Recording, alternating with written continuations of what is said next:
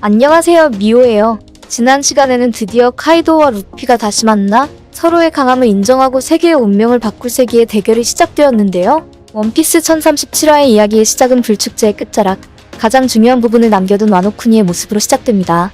불축제는 와노쿠니 이야기의 마지막을 알리는 듯 축제의 끝을 향해 달려가고 있는데, 사람들이 오니가시마가 꼬치 도시에 떠있다는 사실을 인식하지 못하고 있고, 오니가시마가 폭발할 거라는 이야기로 미루어 보면 불축제의 클라이맥스에서 수십 년간의 카이도우 억압의 상징인 오니가시마가 결국 폭발해 루피와 카이도우의 승패가 결정난 이후 와노쿠니에서 지금까지 본 적 없는 거대한 불꽃놀이가 공개될 것으로 보입니다. 불축제를 즐기는 와노쿠니 사람들의 모습과 함께 화면이 전환되고, 화면은 지난 시간에 이어 카이도우와 싸우고 있는 루피의 모습으로 전환됩니다. 과거 강인한 모습을 보여주었던 카이도우가 술을 마시고 눈물을 흘리는 장면을 통해서 많은 원피스 팬들이 정부에게 잡혀 실험체로 있던 후유증으로 인격이 여러 개였다는 이야기가 많았는데, 카이도우는 루피에게 당하지 못하겠는지 주룡팔개라는 새로운 기술을 사용하기 시작합니다. 주룡팔개는 용이라는 생물이 술을 좋아한다고 전해지는 만큼 카이도우는 술을 마시며 울고 웃고 화내고 정말 진상스러운 최악의 술버릇과 새로운 기술을 보여주는 모습으로 실험의 부작용으로 인격이 여러 개가 아니라 그냥 술버릇이 안 좋았다는 새로운 사실이 공개됩니다.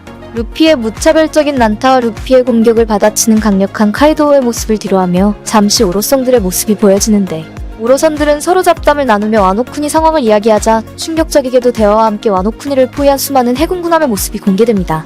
알 수 없는 존재가 다가온다고 보고하는 뜬금없는 해군의 모습과 오로성은 어떤 악마의 열매에 대해 이야기하며 드디어 새로운 떡밥이 흘러나옵니다.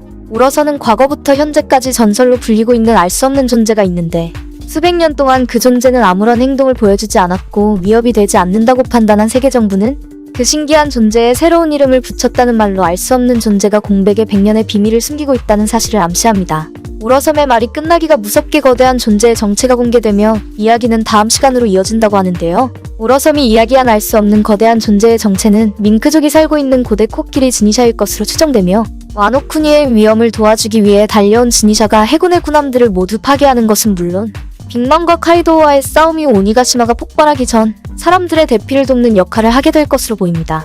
오로섬이 언급한 대로 만약 지니샤가 악마의 열매를 먹은 존재라면 공백의 100년과 깊은 관련이 있을 것이고, 지니샤를 통해 D1족과 공백의 100년의 새로운 사실이 공개될 것으로 기대됩니다.